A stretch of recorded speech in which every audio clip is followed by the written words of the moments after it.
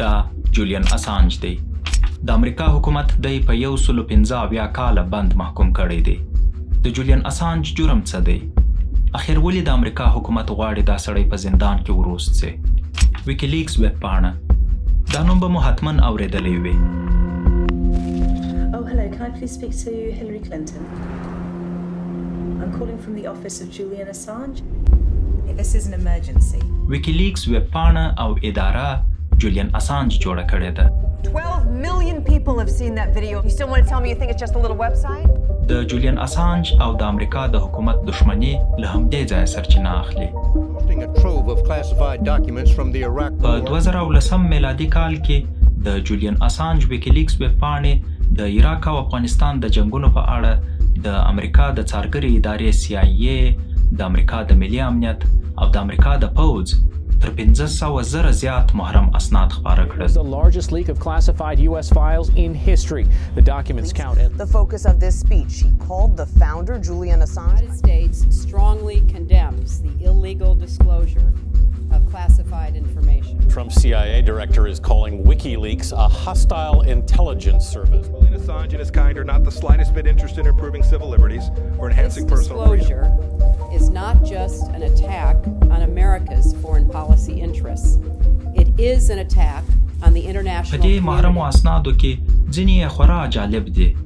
لکه دغه یو په دې راپور کې د لشکرګاه PRT ته خبر ورکول شوی دی چې د پاکستان مولانا فضل الرحمن ځایي ملایانو ته پیسې ورکوي چې د افغانستان د ملي اردو د سرتیرو پر وړاندې منفي تبلیغات وکړي او داسې پروپاګند خپور کړي چې د ملي اردو د سرتیرو او د امریکایي پوځیانو مرګ یو شان روا دی.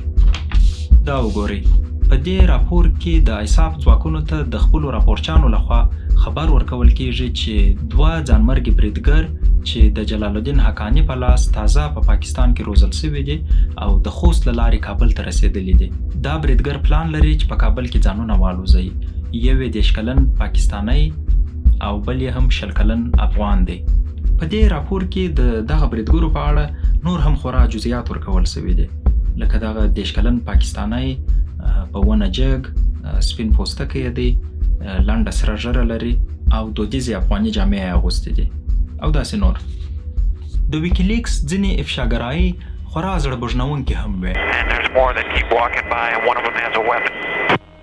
دا ویډیو د عراق د جنگ ده. په دې پیښه کې امریکایي پوځیانو 14 ملکي عراقیان ووژل. 2 د رویټرز خبري اژانس خبريالان ول. لدې خبريالانو سره کمرې ورسره دي خو پوځیان ګمان کوي چې کلاشینکوفونه دي. ماشومان ورسره دي خو پوځیان وایي چې ماشومان د جنگ میدان ته راوستلي دي. دا د دوی خپله ګناه ده.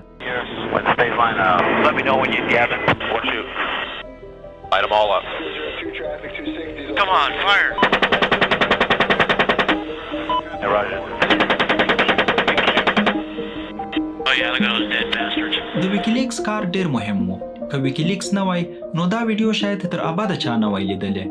ځکه د رویټرز خبري اژانس پر پرلپسې هڅو او غوښتنو سربیره هم پینټاګون نه د دې پیښې په اړه جزئیات او نه هم دا ویډیو له دوی سره شریکه کړه. The United States deeply regrets the disclosure of any information that was intended to be confidential. Wikileaks to release data of U.S. victims that the GRU had obtained through cyber operations against the Democratic National. I want you to know that we are taking aggressive steps to hold responsible those who stole this information. که څه هم د بیان د ازادۍ په برخه کې په نړۍ کې امریکا ډیر لږ ساری لري خو د 1919 د اسپیناج اکټ پر اساس د امریکا د ملي امنیت محرم اسناد خپرول په امریکا کې قانونا جرم دی.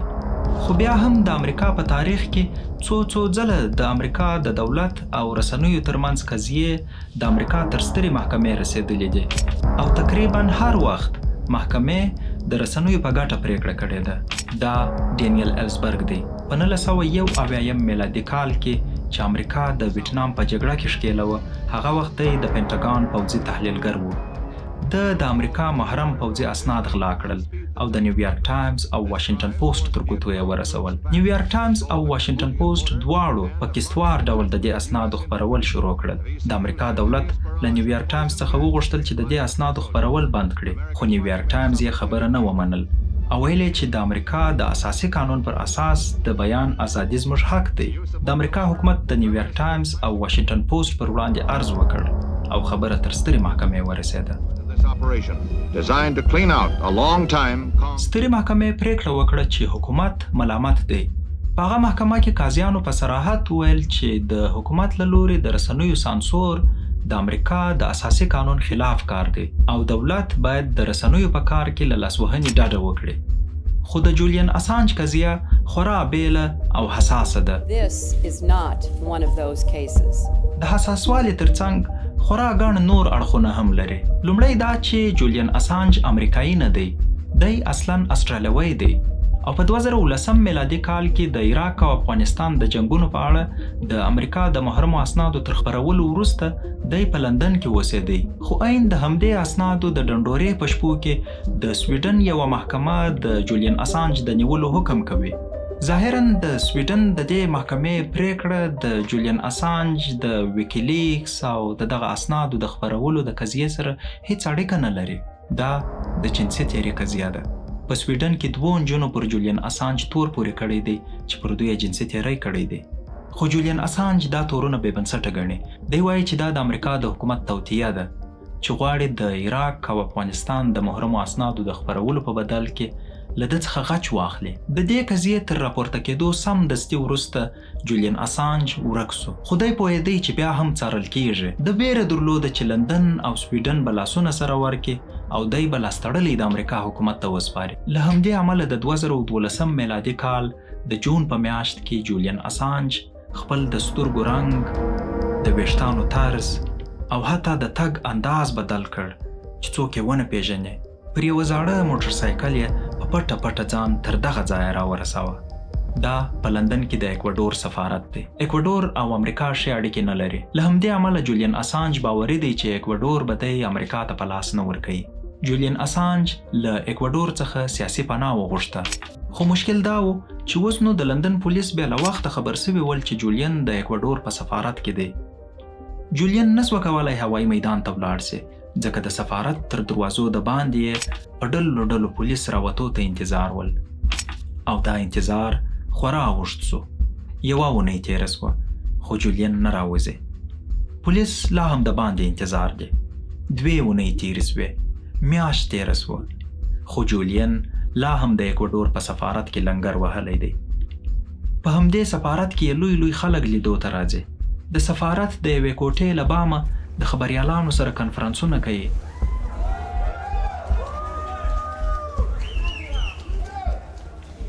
او له همدې سفارته یې د ویکیلیکس چلولو ته دوام ورکوي. له همدې ځایه د هیلري کلینټن ایمیلونه لیک کړل او تر ډیره باور کیږي چې د همدې ایمیلونو له کبله هیلري کلینټن د 2014 په ټاکنو کې ماته وخوړه. Wikileaks are working directly with Russian intelligence to release emails stolen from the Democratic Party and the Clinton campaign.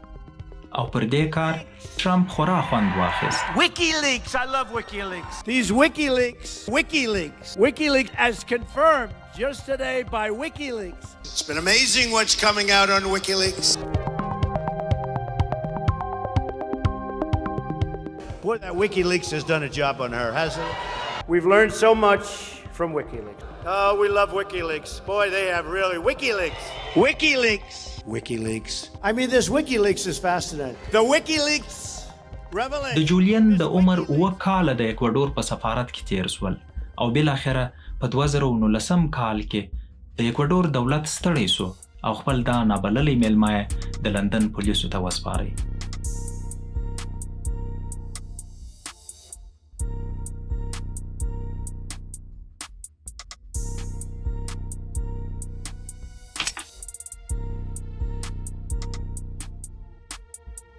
اوس جولین اسانج دلته دی.